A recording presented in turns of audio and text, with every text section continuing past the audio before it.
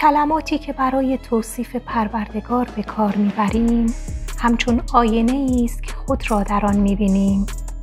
هنگامی که نام خدا را میشنوی، ابتدا اگر موجودی ترسناک و شرم‌آور به ذهنت بیاید، به این معناست که تو نیز بیشتر مواقع در ترس و شرم به سر میبری.